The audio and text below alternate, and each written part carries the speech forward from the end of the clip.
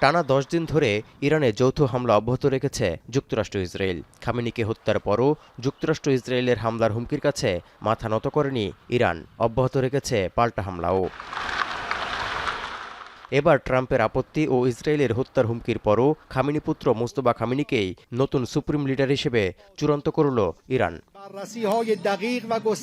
এর মধ্য দিয়ে ওয়াশিংটন তেল আবিবের বিরুদ্ধে প্রতিশোধ না নেওয়া পর্যন্ত দমে না যাওয়ার কড়া বার্তা দিল তেহরান। মুজতবা খামেনিকে নতুন সুপ্রিম লিডার হিসেবে নির্বাচিত করেছেন দেশটির 80 জনের বেশি বিজ্ঞ ধর্মীয় ব্যক্তিত্ব নিয়ে গঠিত assembly of expert. Hire Google TV. Smart living powered by Homey AI.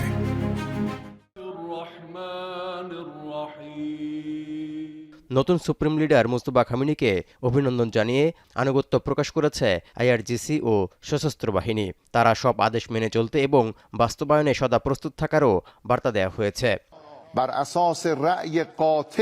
Mujtaba Khamenei প্রয়াত আয়াতুল্লাহ আলী খামেনির দ্বিতীয় ছেলে, বয়স 56 বছর।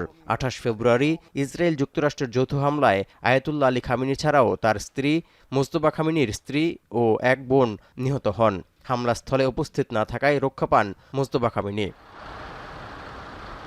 এদিকে নতুন সর্বোচ্চ নেতা নির্বাচিত হওয়ার মধ্যেই ইসরায়েলে নতুন করে ক্ষেপণাস্ত্র হামলার কথা জানিয়েছে আইআরজিসি।